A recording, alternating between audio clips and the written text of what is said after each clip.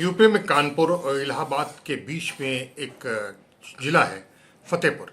आजकल यहाँ फतेहपुर की जिलाधिकारी हैं सी इंदुमती। जिलाधिकारी ने डूडा कार्यालय के निरीक्षण के दौरान एक व्यक्ति के चेहरे पर एक जोरदार थप्पड़ रसीद कर उसे छेड़खानी, आपराधिक हरकत और सरकारी कागजातों में हस्तक्षेप करने जैसे कई धाराओं के साथ बाकायदा पुलिस में एफआईआर दर्ज कर दी है।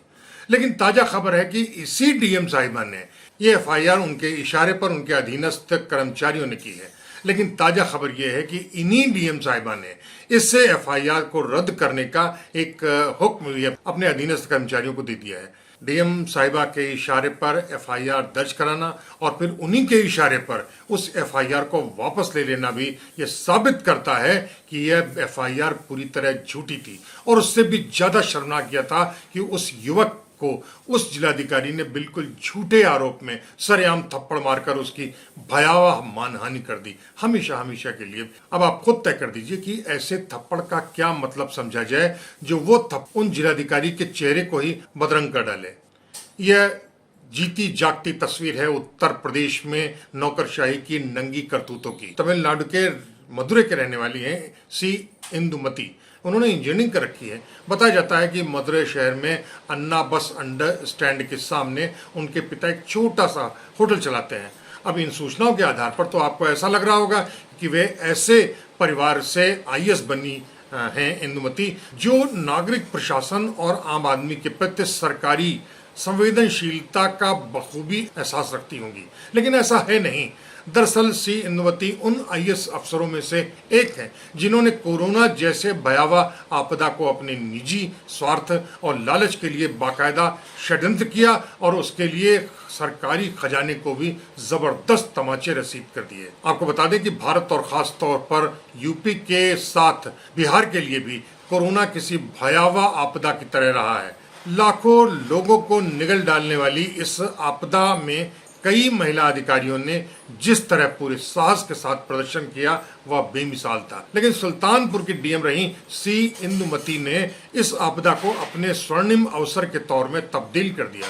कोरोना किट की सप्लाई के लिए इंदुमती ने सीधे सीधे 70 लाख रुपए का चूना सरकार को लगाया। आपको बता दें कि इस किट खरीदने के लिए सरकार ने केवल 2,800 रुपए की खरीद का नियम लगा दिया था। लेकिन इंदुमती ने यही कोरोना किट को ग्राम प्रधानों पर दबाव बनाकर उसे 9,955 रुपए का भुगतान प्रति प्रधान से करा दिया। सुल्तानपुर के लम्बुआ से विधायक रहे देवमणि द्विवेदी ने इस मामले में इंदुमती को जमकर घेरा और ग्राम पंचायत की जेब से हो रही इस लूटपाट का भंडाफोड़ कर दिया।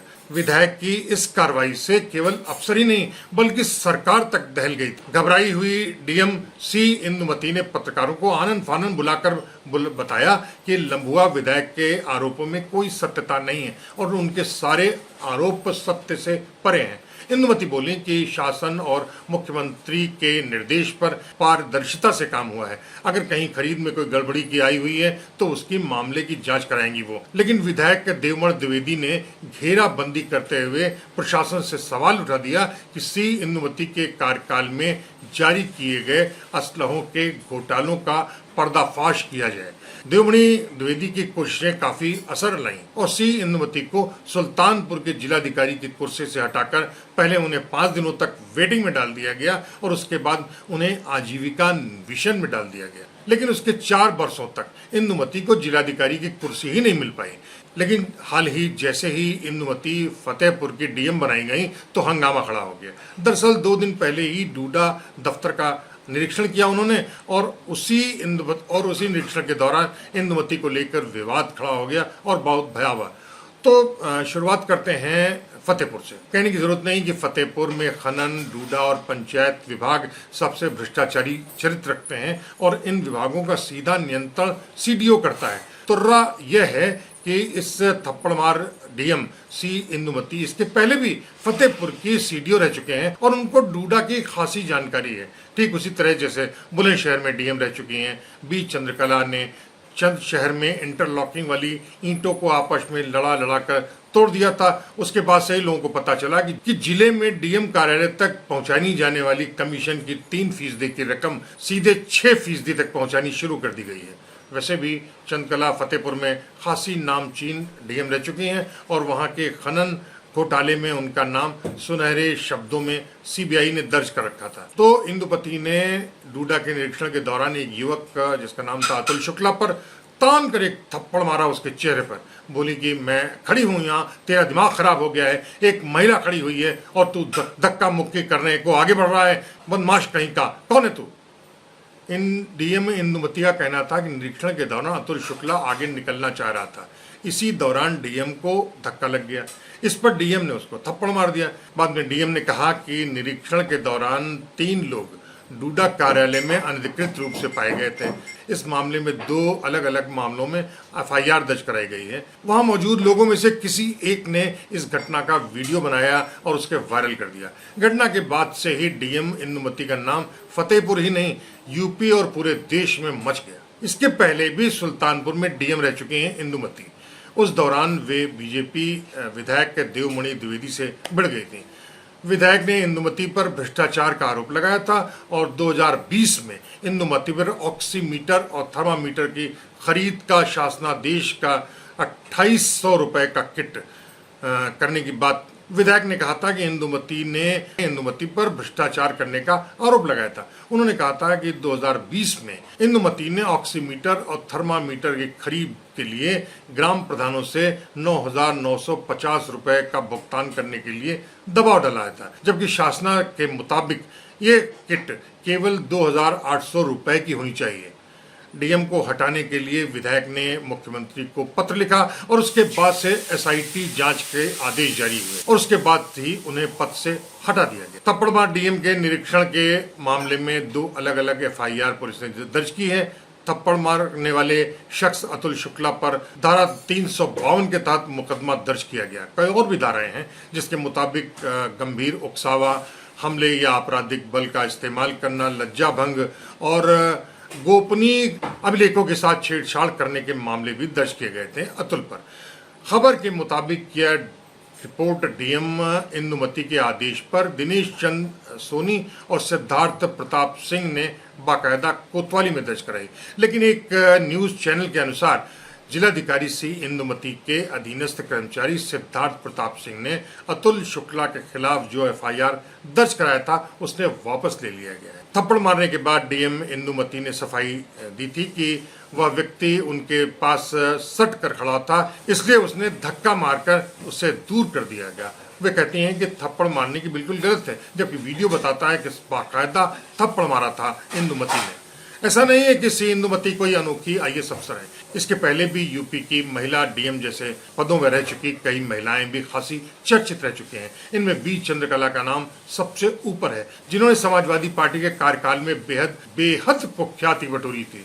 चाहे वह खनन घोटाला का मामला हो, मथुरा में उद्यान विभाग की 380 एकड़ सरकारी जमीन पर काबिज आपराधिक चरित्र लोगों को प्रश्रय देना हो, या फिर बुलंदशहर में कमीशन की रकम 3 से 6 उचकाने का आरोप लगा हो। चंद्रकला ने एक युवक को अपने थप्पड़ पर रसीद भी मारा था कि वो सेल्फी कर रहा है, जबकि उसके पहले कई बार उस युवक के साथ सेल्फी ले चुकी थी मुस्कुराते हुए। और ये खबर जब दैनिक जागरण ने छापी तो उसके दफ्तर पर शहर के कूड़ा की दर्जनों ट्रकों को अखबार के सामने डंप कर वहां कई दिनों तक कई लोगों का आवागमन ही हराम कर दिया था। किंजल सिंह भी बेलगाम अफसर रही हैं। ये वे उन अफसरों में से हैं जिनको हमेशा लगता है कि संविधान और कानून उनके सेवा के लिए ही बनाए गए हैं, बजाय इसके कि वे अपने इन अधिकारों के सहारे कानून व्यवस्था को दुरुस्त करते रहें, आम आदमी को संवेदनशीलता के साथ उनकी समस्याओं का समाधान करते रहें। लेकिन ऐसा हुआ नहीं। दुर्भाग्य की बात है कि शासन में सर्वोच्च ओहदों पर आसीन अफसर किंजल सिंह पर कड़ी कार्रवाई करते उन्होंने किंजल सिंह को और भी ज्यादा बेलगाम कर दिया। लखीमपुर खीरी में किंजल सिंह ने जो किया वह इतिहास में एक काला धब्बा है। दरअसल किंजल सिंह ने खुद को वहां के कलेक्टर नहीं बल्कि अपने ऐशो आराम और मनमर्जी के अस्त्र बना दिया था। वह अक्सर ही शाम को अपने दिल्ली और लखनऊ के दोस्तों के साथ विश्वविख्यात और घने दुधवा अभयारण्य यानी जंगल में मौज मस्ती के लिए पहुंचती थी। रात भर साथ में होता था मौज मस्ती का सामान और डीजे। शोर और हुड़दंग होने लगा था। इस पर दुधवा प्रशासन के निदेशक ने इस पर ऐतराज किया। निदेशक का ऐतराज था कि जहां यह हंगामा हो रहा है उसके पास ही एक बागिन ने 3 बच्चे दिए हैं। ऐसे स्थान को सख्त प्रतिबंधित क्षेत्र के तौर पर उसको घोषित किया जा चुका है और वहां किसी भी व्यक्ति का आना जाना सख्त मना है। इस पर निदेशक और किंजल सिंह में विवाद हो गया। मामला मुख्य सचिव तक पहुंचा, लेकिन तब के मुख्य सचिव ने किंजल सिंह को पूरी छूट दे दी, लेकिन दुधवा के निदेशक को तबादले पर पनिशमेंट पर भेज दिया गया। लेकिन ऐसा नहीं है कि यूपी की सारी महिला IAS अफसर ऐसी ही अराजक और उच्छृंखल और अराजक होती रही हैं। आप दुर्गा शक्ति नागपाल को देख लीजिए, वह जिले के शीर्ष पदों पर रहकर पूरी कुशलता और संवेदनशीलता के साथ अपने दायित्वों का निर्वहन करती रही हैं। कभी भी उनके किसी काम पर कोई विवाद नहीं हुआ, बल्कि उनके कार्यकाल के दौरान किसी भी तरीके का कोई आक्रोश भी कभी नहीं बढ़ पाया था। तो ये हैं फतेहपुर की DM और बेलगाम IAS अफसरों की करतूत। तो अगली बार फिर किसी दूसरे मसले पर, किसी दूसरे स्थान पर और किन्हीं दूसरे लोगों के साथ हम फिर हाजिर होंगे। तब तक तुलती के लिए कुमार सौर को इजाजत दीजिए। नमस्कार।